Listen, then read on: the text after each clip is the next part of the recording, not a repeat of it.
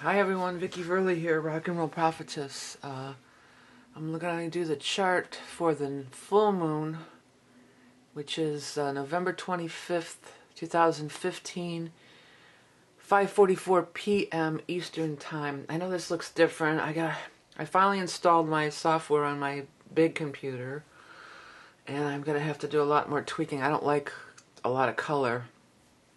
I try to get as least color as possible. But the thing I really don't like about this is the aspectarian. It's like huge, so I'm going to have to go through and kind of tweak it a little bit. But I wanted to get this chart out because this week I'll be recording the things I always do, the monthly spreads. Those things I always do. Anyway, so those monthly spreads are going to be getting done this week, so I won't really. Thought I'd do this a little early. Plus, I want to talk about the astrology. Well, I want to talk about, briefly, a little bit about, of course, Paris, what happened.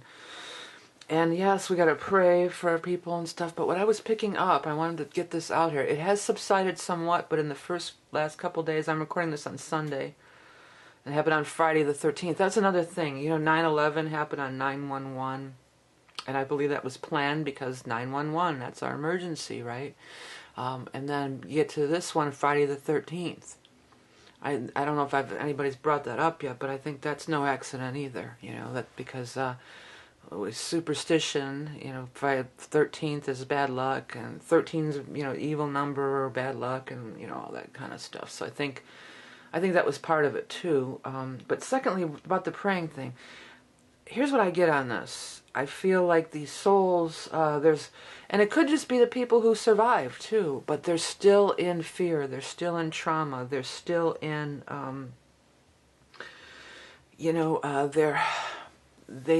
I think a lot of them don't really realize that they're dead, and I think they're still like scared and hiding and trying to, I think a lot have passed on, but I was getting this so strong in the beginning. So as far as prayers or directing energy, I think something that we maybe could all work on, and I've been working on, but we could possibly work on as a collective, is to soothe these traumatized spirits. The ones who survive too, but I feel like a lot of them are still hovering around, still trying to hide, like they don't realize they're dead. And I just got chills all down my back when I said that. So maybe we could send some prayers, send some light, open some portals, try to show them, well, end their suffering. Because the vibe I get too, it's not only that they don't realize they're dead or they'll be an earthbound spirit, it's that they are still in trauma, high trauma, fears, panic. So we gotta, we don't gotta do anything. I'm doing this, and maybe you'd like to join me, is to, soothe them, energize them, tell them that they've passed on and they can release this and to move on, help them to move on. That's basically what I was trying to say. Anyways, well, it's funny that I watched again the new moon one that I did on the 11th, and the very first thing I brought up was religion, with regarding the Saturn square Neptune. And Saturn is very much involved in this full moon. It's a T-square. I mean, well, Saturn's conjunct it and then Neptune. So this square is getting even more activated by this full moon. It's at 3 degrees Gemini, opposed Saturn at 6 degrees Sag, opposed the Sun at 3 degrees Sag, and Saturn's in there and Mercury's in there as well. Squaring, we've got a T-square going on with Neptune. The other thing about this, the Neptune and that, regarding what happened in Paris, well, somebody commented on the other one, could the Pluto-Uranus square have something to do with it? Well, certainly, but this Neptune, Saturn again, in Sagittarius, trying to make people conform to your religion. That was the primary thing that I got out of it right away with the spirituality, and that's, I guess, the root of it all. I mean, honestly, I don't really understand, and I would like to understand better. I really would. But, so trying to get people to conform to your religion, this Saturn square Neptune has been going on a long time, and, this is part of it. But the other thing about Neptune, the downside of Neptune, is sneaky, secretive. There's that element, and that was definitely part of what happened in Paris, as well as arts and music. They attacked people at a concert. I mean, enjoying music. Well, all of it, all of it was, as we know, horrible. I don't want to just spout off about that, but just relating it to the astrology. Neptune can be real secretive and stuff like that.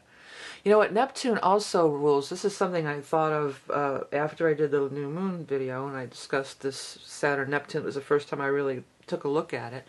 But I did get some other, insights to it, because other things that have been in the news or in the zeitgeist lately is the police brutality that happens, and that again would be Saturn and restriction. Can be, authority figures, right? Well, Neptune is the cameras. Because I feel like this stuff was always going on, all of it, every bit of it. And not that there's many good cops, but I think there's always been bad cops. I think there's always been probably cops that have taken it too far. When my family owned the bar, there was a certain cop. I never crossed paths with him, and I never wanted to. Which is something else I want to talk about, too, because I've never had a problem with a cop. Let me get to that first, because when I was growing up, you say, the cop stops you, you say yes or no, sir. You don't scream and argue with them. They say, put your hands in the air. Put your hands in the air. They've got a lot of pressure. They're a pressure cooker job that they're under. I'm not trying to justify anything that's happened in the light of these films that are being released of these cops. No. But if they tell you to put your hands in the air, they tell you to get on the ground, just do it. I mean, that's what I was always taught. And that's why I think I've never had a problem with a cop, because they've stopped me. I'm not going to run my mouth. Yes sir, no sir. Do what they tell you to do. They've got a job to do, I know what's going on is wrong, but back to the thing. Back at my parents' bar, there's a cop. I never ran into him. I don't even know what he looks like, but boy, everybody else knew what he looked like. And I seen people come in after, I don't know, what could I call him? How about Smith? You had a run-in with, I see you had a run-in with Smith, and they're all black and blue and beat up and messed up, or they did, they got thrown in jail for some minor infraction. And it's like, oh, Smith, yeah. I mean, it was known. Like I said, I don't even know his face. If I saw him, I never had a problem with him. I could have run into him and never even known it, because I never had a problem with any cops.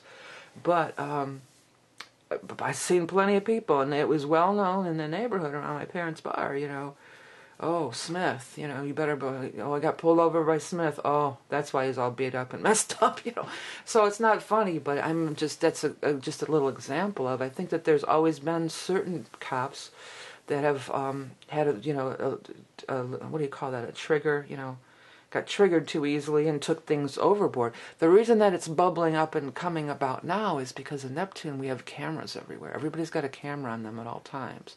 So I don't think that it's necessarily a rise in police brutality.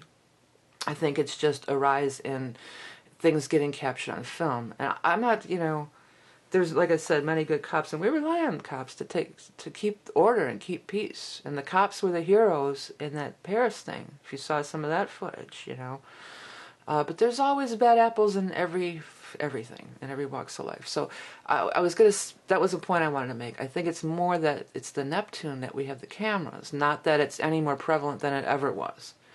Now, terrorists, on the other hand, terrorism, maybe that is a little bit more prevalent than it has been. Hard to say. But Neptune, too, when you think of Paris as a city, you think of Neptune. Artistic freedom, creativity, always open, very open place. And, Saturn, there's a conflict with that. Saturn and Neptune is, the freedom and the restriction, as I had mentioned. All right, but moving on, let's not just all dwell on all that stuff, because I want to really look at this chart now. So the full moon is at 3 degrees of Gemini, and Mercury, the ruler of Gemini, is conjunct the sun. So Mercury Gemini stuff is very involved. 1 second, I need to drink water. Mercury and Gemini are basically the same energies because Mercury rules Gemini. If some of you aren't following that. So anyway, so it's communication, it's travel, it's long distance travel. It's foreigners. Ninth house is foreigners, foreign countries and foreigners. And this ties into so much what's going on. I know if you live in Paris, it's not foreigners, but the ideals and the people who carried out the terrorism are foreign. You could look at it that way. It doesn't even it doesn't really have to be foreign as far as location on the map, you know. It can be foreign from my things. And in the sign of Sagittarius, in the ninth house, is still our religion, our spiritual beliefs, the higher mind, it's education, long distance travel, spiritual beliefs. It's all of these things. In the ninth, that's what Sagittarius rules over. Just as Mercury and Gemini are a similar energy, Sagittarius and the ninth house are a similar energy. Oh, there goes the dog. No, I'm not stopping. I can go more than a half hour. Damn it, I'm not going to stop to edit this tape.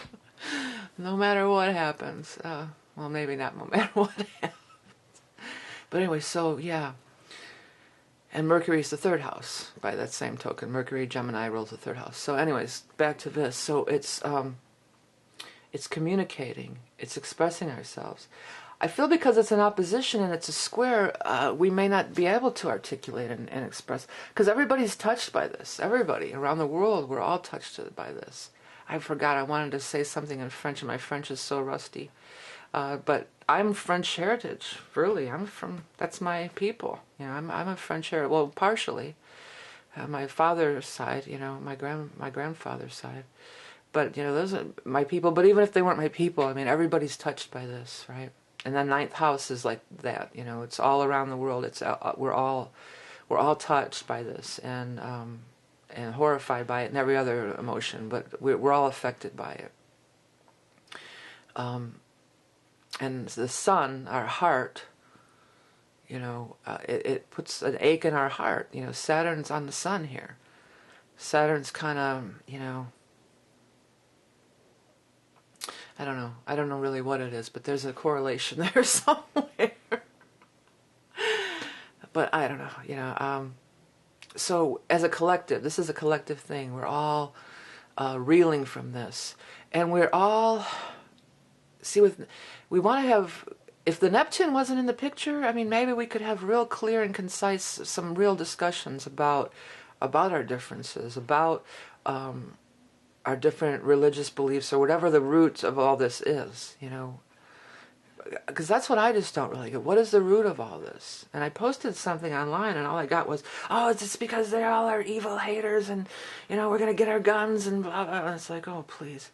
I mean, if that's your stance, you're entitled to it. That's not what I'm saying. But what's really going on here? What is the higher philosophy? I mean, I don't know that I understand it really. And me personally, I would like to understand it more, because I don't understand it at all. I don't understand where they're coming from at all. Is there a point to this? What is the point? I don't. What is I really honestly want to know. I'm not trying to be snarky or, you know. I really don't understand, and I really would like to understand. But the thing is, with Neptune here, things are convoluted.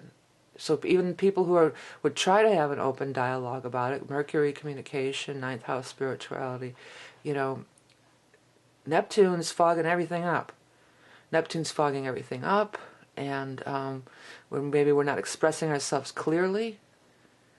You know, we're not expressing ourselves clearly, and with Pisces and Neptune, there's an emotional thing to it. And the full moon, too. There's an emotional thing involved here. You can't, you know, it's hard to have an open dialogue or be reasonable when you have these emotional things going on here. You know, it just really is.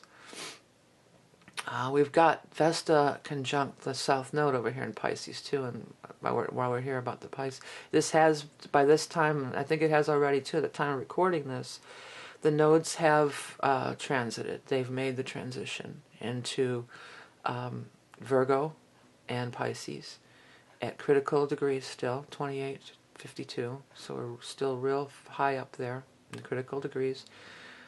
Vesta is conjuncting the South Node and Pisces.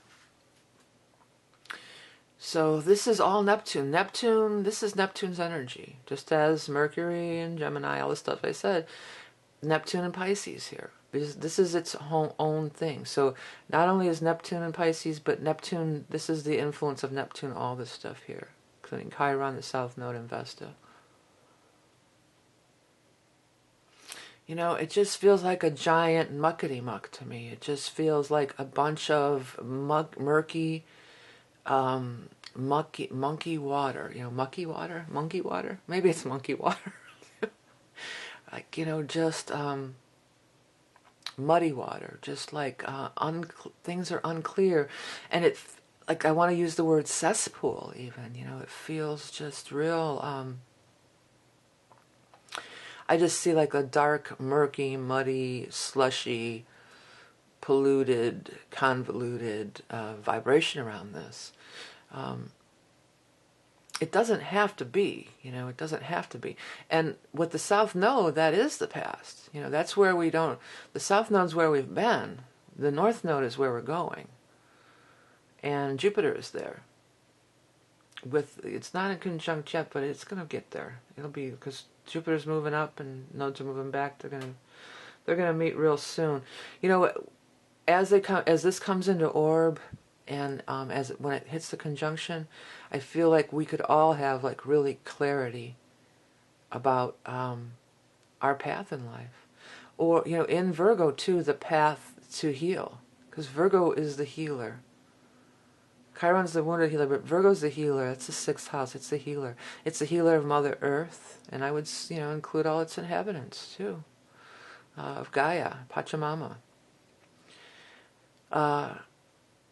As far as relating it to things that have happened in recent events, this Jupiter and stuff in Virgo, this Virgo energy, it could be a lesson of, you know, we've got to, you know, you've got to be a little more meticulous. You know, I was watching some CNN on this, and back to Paris again, I'm sorry, but it's, you know, it is a big thing. And well, I think they might have been British, these interview people, you know, announcers, not sportscasters, but, you know, the news people, reporters. They were talking to one of the French officials, a woman, I forget what she was, and she said, oh, how they knew about the one terrorist guy. They knew about him. And then they just started jumping all over her. Like, you know, that really, that rubbed me the wrong way.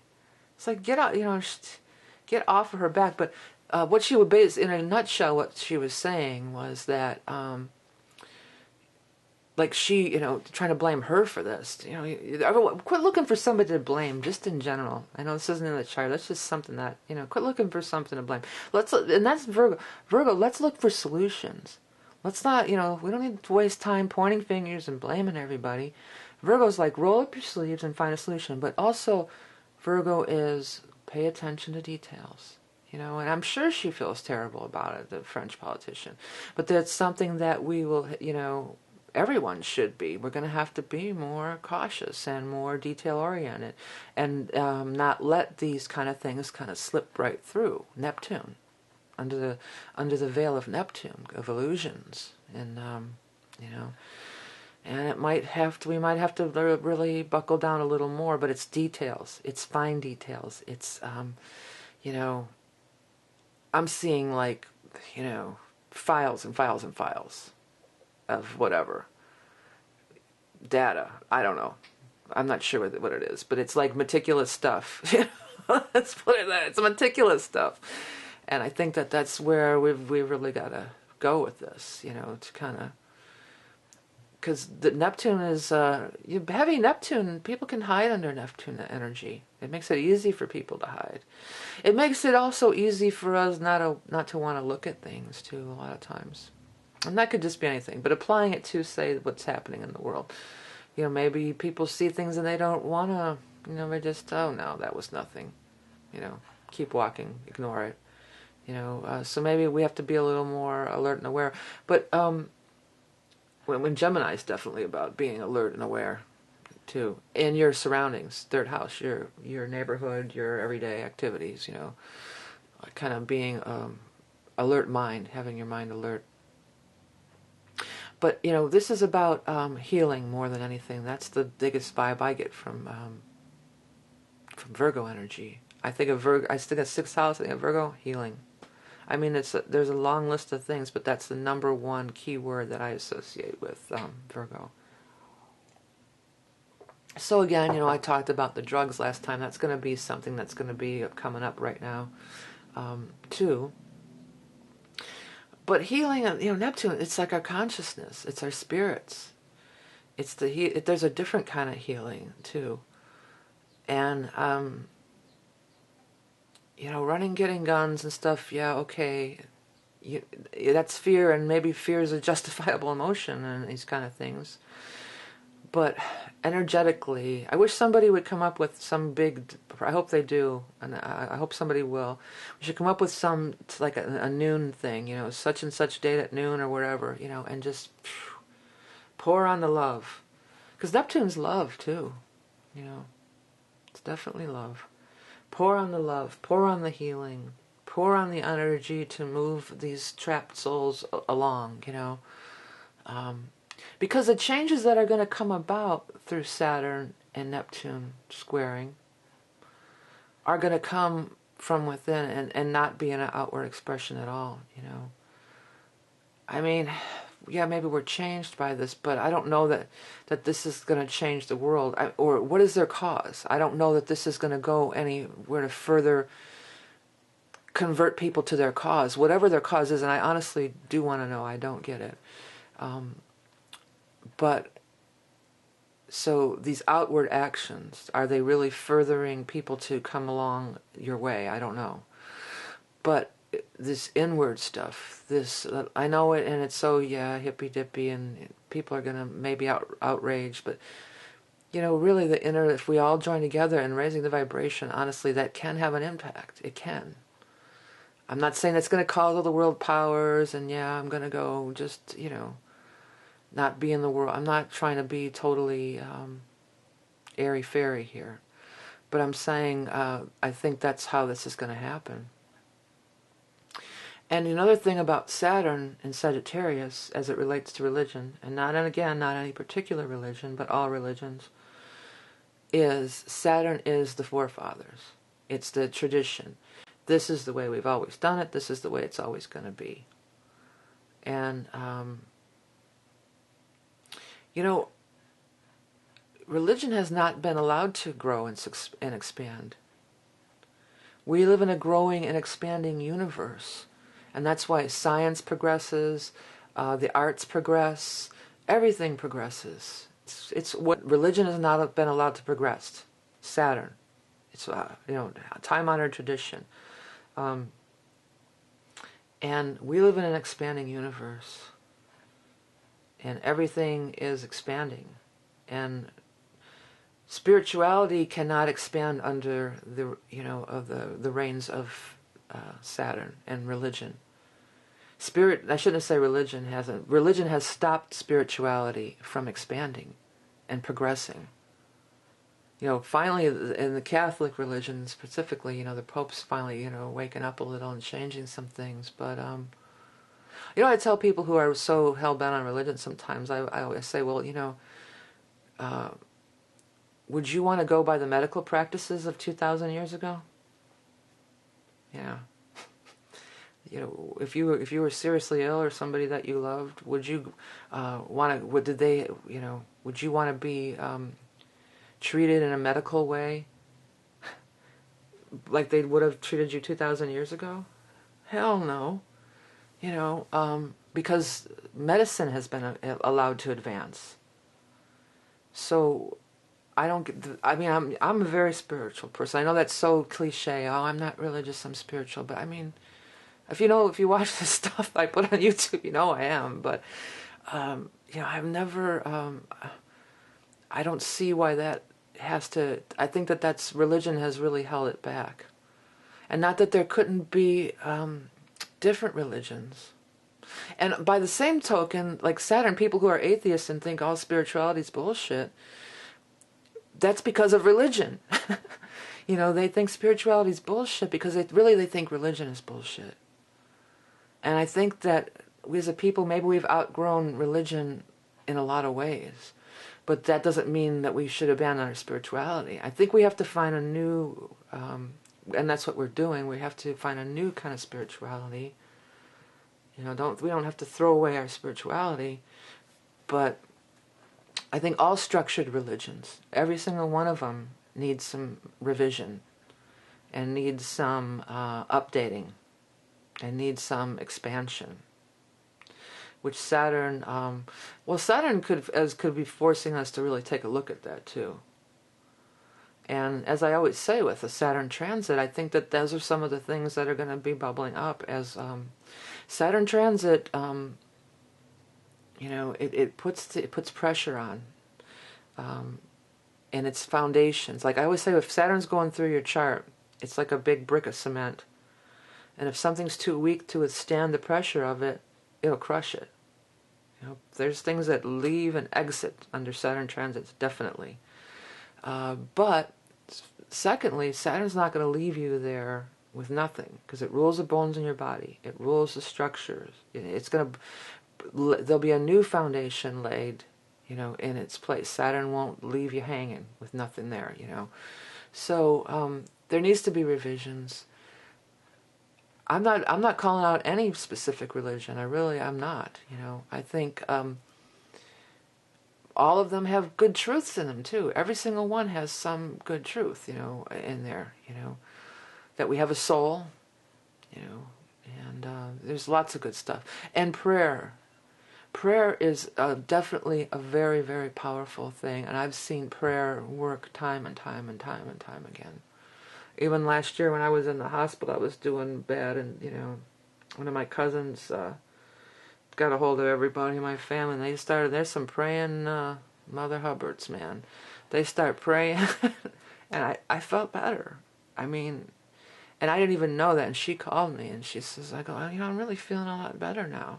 She goes, that's because I got, you know, the family, and they're all praying. And they're religious. They're religious people, you know. But prayer is a definite thing that's real. It has an energy. You know, there's energy, and the soul has an energy. And then the other stories that go along with it, these 2,000 or however many thousand-year-old stories, you know, I don't know. I don't know if that's a real thing or not, you know. But anyways, I want to stop with the religion stuff because I don't want to get a bunch of backlash on that. The other thing that's happening is Uranus is opposed to Venus. So again, the freedom thing, big time.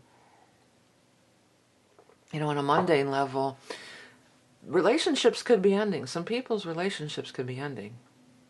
You might want freedom from this, you know, or maybe you're waking up to illusions about relationships. And it doesn't have to be like a marriage, divorce kind of relationship. It could be any kind of relationship.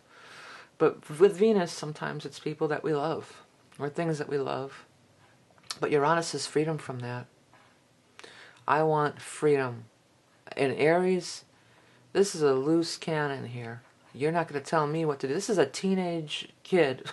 If those of you are parents or have parented a teenage kid, you know, you're not going to tell me what to do, you know.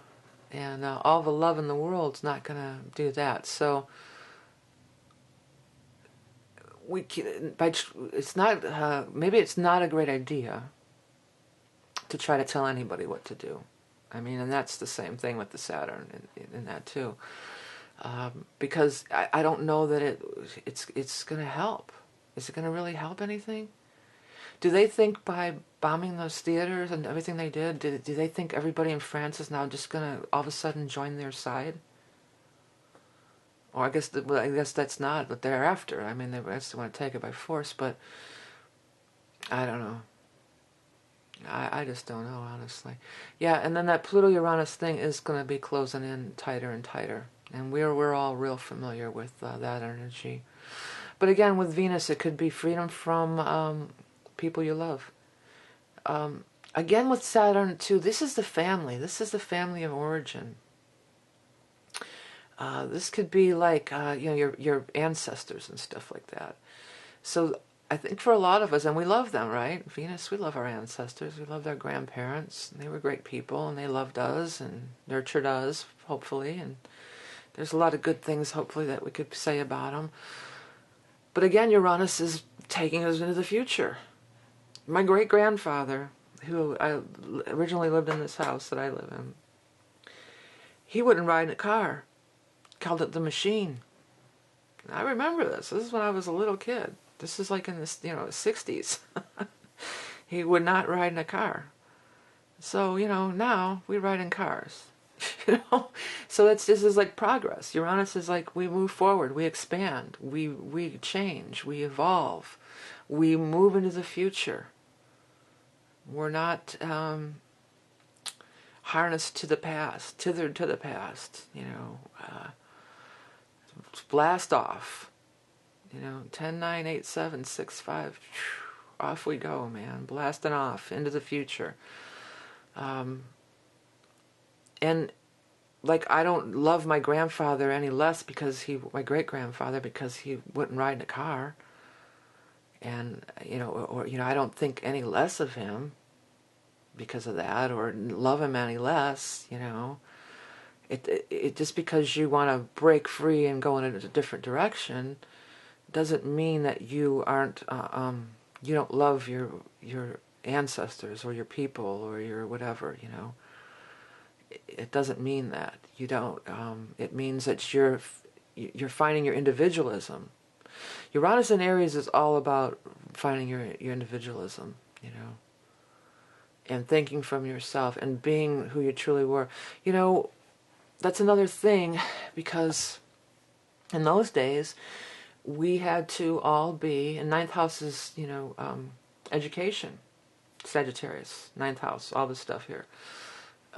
We had to all, we were more or less, I was just going over this music thing, and that I was listening to Lamb Lies Down on Broadway, a great album, but there's just the grand parade of lifeless packaging. And it's, churning out in the production line, Well, we don't have production lines in America anymore. We were all churned out to be, either you work in an office or there's like, you're a white collar, blue collar, but even in the white collar, everybody was pretty much the same. They wore the same suit and took the same train and the same briefcase, Or you worked in a factory and you wore your uniform. Well, that's not really the thing anymore. And school has to change. We have to teach kids to adapt to Uranus energy, our modern day. We're in it's a new place now, and we've got to go in that direction in so many facets. And, like my grandparents never used computers. Would that mean, well, I'm never going to use a computer? What? I mean, some of these old traditions, we as we progress forward, and the education has to be majorly overhauled. That's another thing with Saturn and at least American education. Oh, sorry, I hit that. American education. We don't need to be churned out. We were always churned out to be, like everybody else. When you go, you go to school, you go to college, you get a job, you get married, you have a family, and on and on and on. It's a new world. Not only that, like that whole thing too. We're overpopulated, big time here. Gaia, the Mother Earth, can't sustain all that. All these people, and I don't know about that go forth, be fruitful. It says in the Bible, be fruitful and multiply. Well, yeah, because there wasn't that many people on the planet at that time. We had to populate the planet, but newsflash, the planet's populated. It's way overpopulated. It's putting a big strain on Mother Earth over here. So I don't want to I'm not the preacher. I'm not the preacher. I don't want to be anyway. But really, it's about things could be really convoluted now and over the next couple of years while Saturn's going through that. I'm not sure how this Saturn-Neptune, it's probably going on a lot of that time too. That's good. I know we're not done with it. It's going to be a lot more of that. And then with the Virgo energy entering in, we've got to be a little more scrutinized. We've got to be a little more detail-oriented. We got to take a look at health and healing for ourselves and the planet. And then one more time, I just want to say, let's all send a prayer out to those people and help those spirits move on. Well, I mean, I think some of this energy is the spirits who are there and are living still. You know, I'm sure they're majorly traumatized in Paris. So I think sending a lot of love. I know it's airy-fairy, hippy-dippy, whatever you want to call it, but I think it's very much called for, and I think it could very much make a difference here.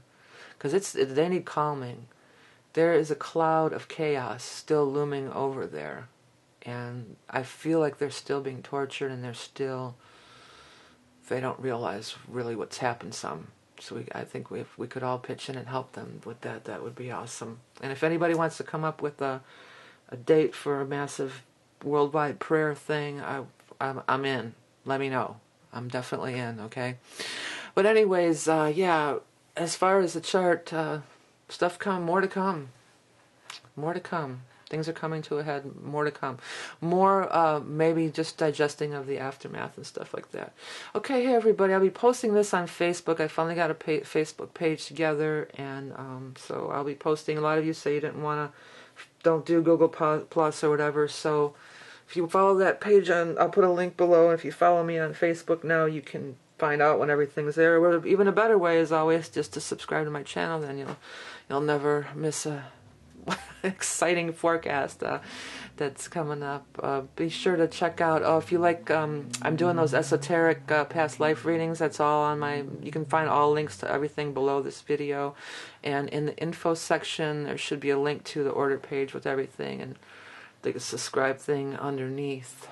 So yeah. Alright everybody, have a great full moon. Remember, you're love and beauty incarnate, and I'll speak to you soon. Thanks for watching, liking, sharing, all that stuff. Okay, bye.